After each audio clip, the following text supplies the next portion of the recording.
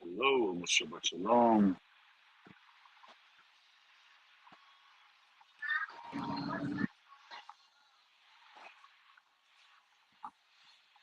So, hello everyone. See somebody starts, somebody comes in. I'm here. Yes, Vegas. I am in Vegas. Wow, you would believe. So I'm in Vegas here. Today, my son Itai is performing he has a show today here. So coming to support him and coming to support his work and his music, and it's just a really great joy to come and to support him and to be in this place. No. I'm not going to enjoy it. It's just for him, right?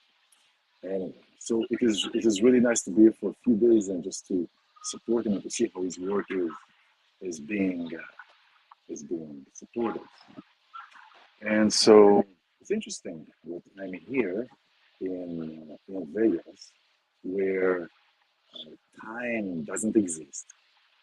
There is no existence of time. Not that time in the spiritual world exists anyway, but we are here.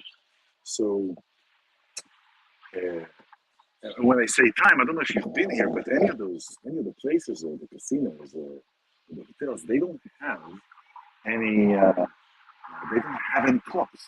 So you really don't know what time it is. So you go into all these places and you go into all these tables and whatnot, and you don't know what time it is. You don't know. You don't. You just don't know. There are it's crazy things. You have like ceilings that look like stars, and then they create all kind of weather. They create all kind of weather. They create like night, day, but you really don't know. But you really don't know what is happening. Hi, Amy. And so it's kind of an eerie situation. And then I come on top of here, on top of one of the hotels.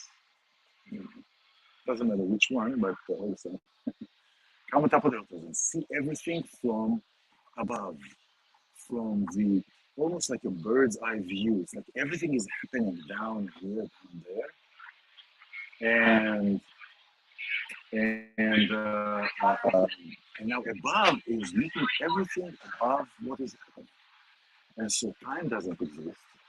Um, it's like you're in a bubble. It's not like we are in a bubble. It's really an analogy to what's going on in the world. We're in a bubble. We're in a bubble. Go shop. Go do this. Just be occupied with what you want, with what you need. Uh, just go ahead and do those things. Don't worry about everything. Everything else will be fine. Just if you can let me know how is the audio, because I'm here on top of the building.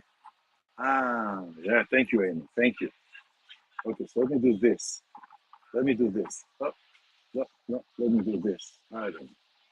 How's now? It's still okay. So I'm going to be here. It's kind of a little bit. Okay, maybe you can see this a little bit here. So really, it is really we're above time because time doesn't exist downstairs. You go to all these casinos, all the games, everything is noisy. Everything is trigger points. Trigger points. For example, the sound. Talk about the sound today. The sound is a trigger sound to release certain kind of dopamine. It's very interesting. Everything here is based on science. Everything is scientific here. There is no coincidence. There are no chances. There is not a, um, you know, everything is to the detail, orchestrated, very, very thoughtful. And so there is no, anyway, I'm just being taken by that. Wait, so which one? Amy, I'm still trying to figure out the sound thing. Amy, was this better? Or was this better? I'm just trying to figure out the best sound. Maybe can somebody tell me this sound is better? Being here, how is my sound? How's my sound? I'm trying to figure out my sound. It's noisy. Okay, well maybe I can stand here. No, no, no, no, no. Let's see. I gotta find the right spot for this because this is really too good to pass that. Okay, so really small. Okay, the small like this, like this. Kacha? Is this better? No, it's the same thing.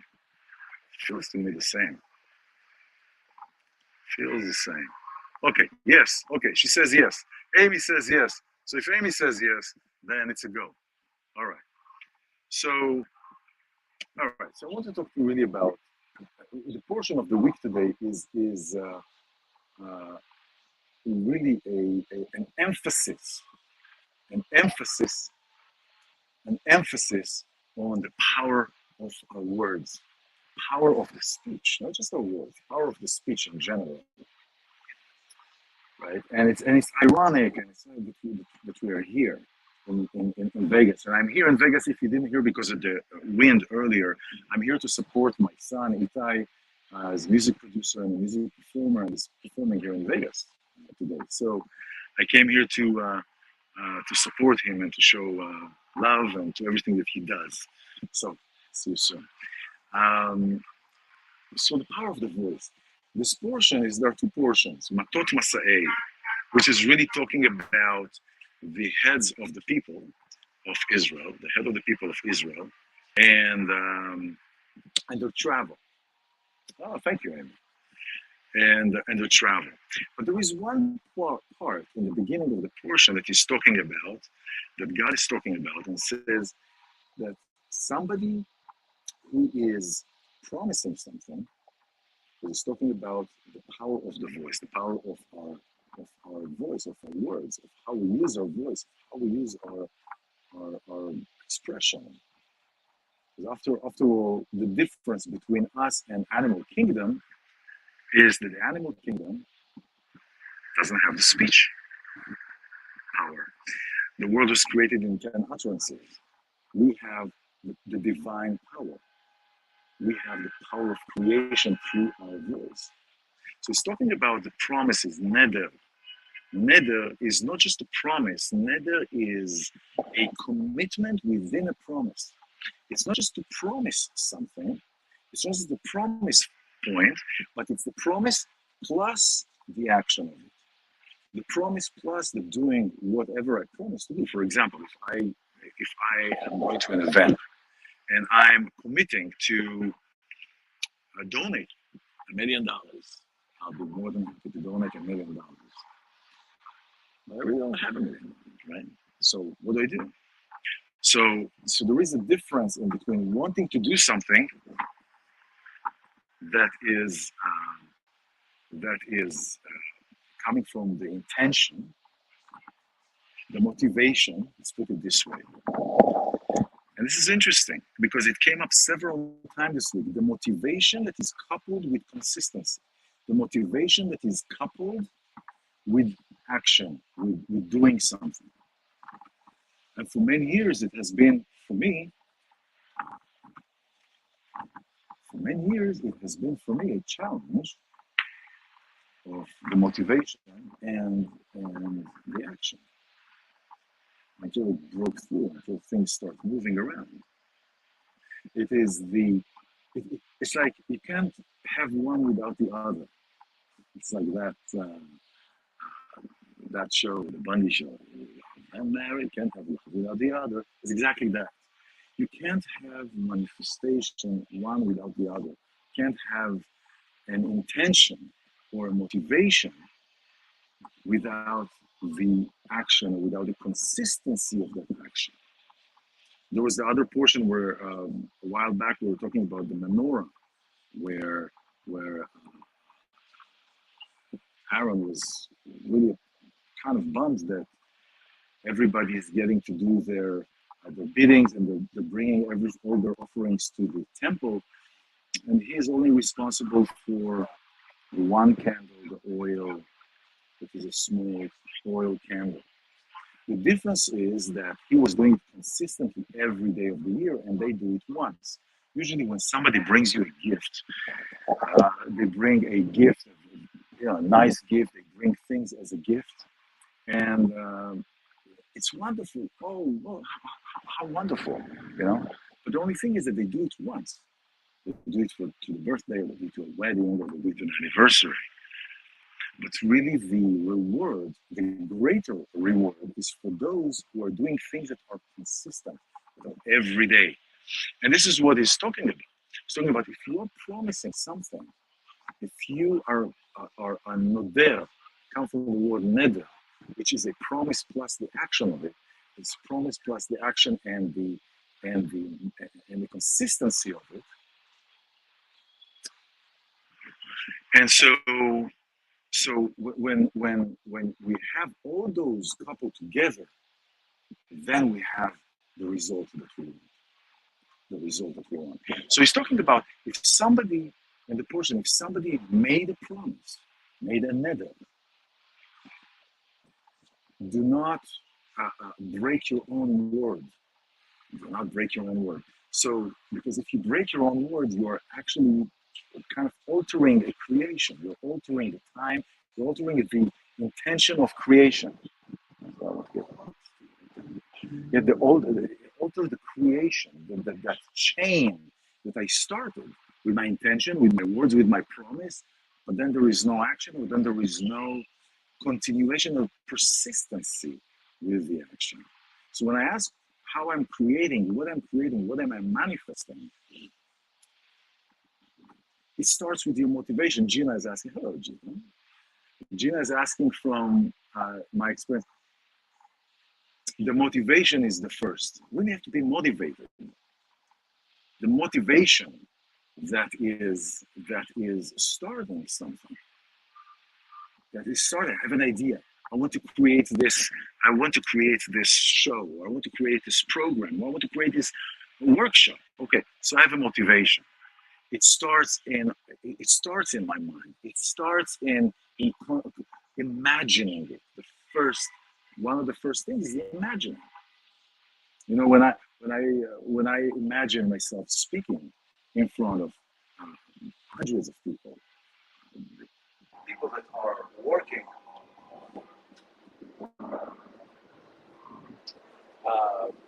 So it's imagining first. It's imagining first.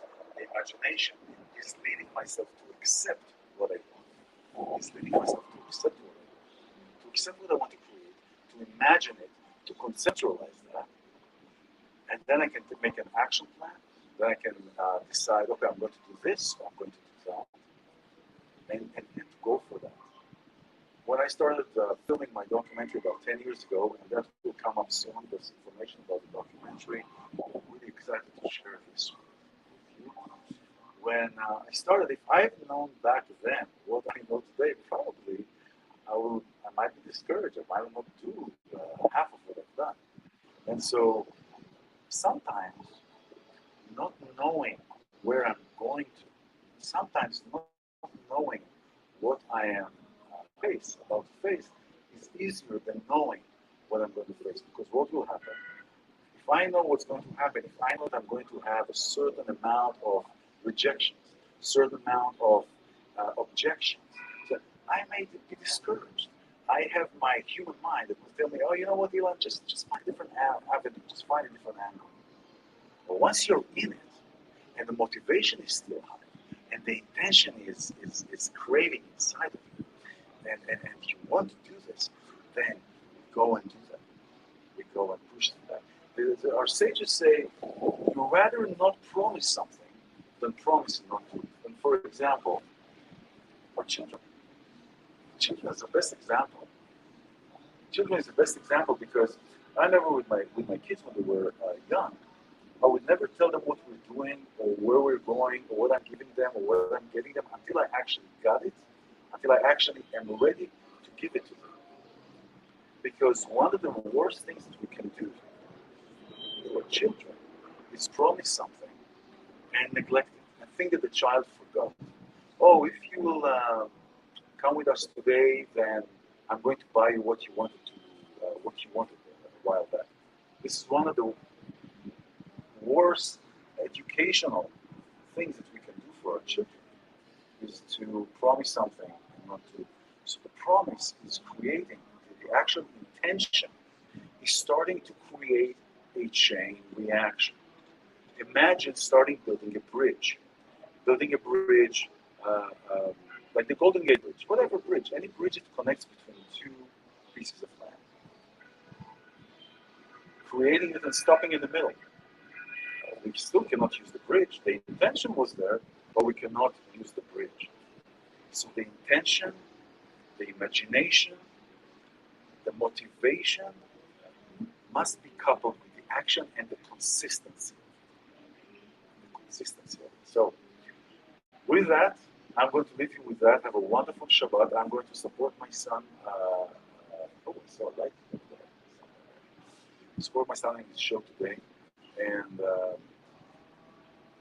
we're on the brink of new beginnings. We're just starting new beginnings.